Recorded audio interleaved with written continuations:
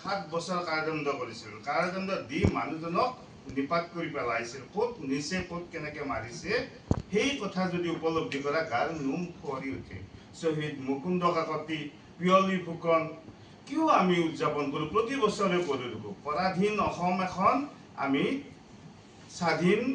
পৰাধীন ভাৰতবৰ্ষ এখন স্বাধীন ভাৰতবৰ্ষ এই কৰিছিল। ব্ৰিটিছৰ অত্যাচাৰৰ পৰা আমি সহ্য কৰিব নোৱাৰা অৱস্থাত কৰিছিল। সেই কথা কাগজে পত্ৰই পাই আহিছোঁ, কিন্তু আমি এই অনুষ্ঠানবিলাক কিয় আমি উপলব্ধি কৰিব নোৱাৰোঁ? আমাৰ ল'ৰা ছোৱালীখিনি কি কৰি ভাল পায় আচলতে? এই অলপ আগতে কেইটামানক ইমান গালি পাৰিছোঁ ক্লাছ নকৰাৰ কাৰণে।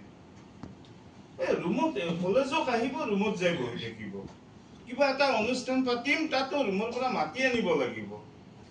আচলতে কি কৰি ভাল পোৱা তোমালোকে, সেইটোৱে এদিন কৰিম যে ছাৰ আমি এই কৰি ভাল পাওঁ, সেইটো একদিন আমি কলেজত উৎসৱ হিচাপে পালন কৰিম। তোমালোকে কবা আমি দেশক ভাল পাওঁ, দেশক মৰম কৰোঁ, পৰাধীন ভাৰতবৰ্ষ এখন স্বাধীন হৈছে উৎসৱ কৰোঁ।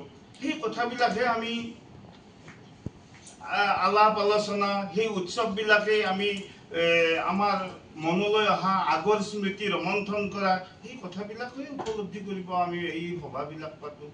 নহ'লেনো সেই 6টা বজাত কিছুমানে টোপনিৰ পৰাই নুঠে, কিন্তু আমিনো কিয় আহোঁ, এনেহেন ধৰণৰ ঘটনা হৈছে।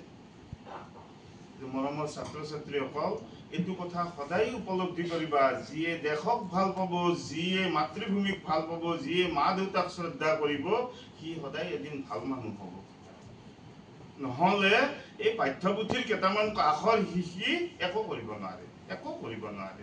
আমি যদি অতীত নাজানো, বুৰঞ্জী নাজানো, কেনেকে স্বাধীন হ'ল, কেনেকে কি হ'ল, সেই কথাবিলাক যদি আমি উপলব্ধি কৰিব নোৱাৰো, তেতিয়াহ'লে আমি কি কৰিম?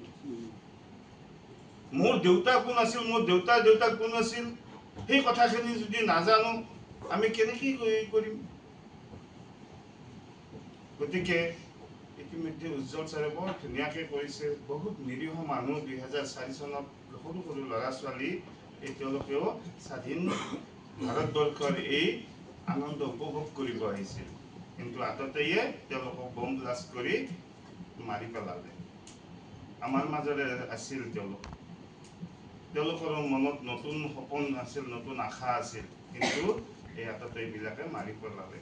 তাৰেই কাৰণে আমি 2004 চনৰ পৰা এনেকুৱা মহাবিদ্যালয় হওক, স্কুল হওক, কলেজ হওক, আমি শোক প্ৰস্তাৱ প্ৰেৰণ কৰোঁ, শোক পাঠ পঢ়োঁ, যাতে তেওঁলোকৰ মৃত ব্যক্তিসকলৰ আত্মাই চিৰশান্তি লাভ কৰি তাৰে কামনা কৰি মই মোৰ চমু বক্তব্য সামৰণি মাৰিছোঁ।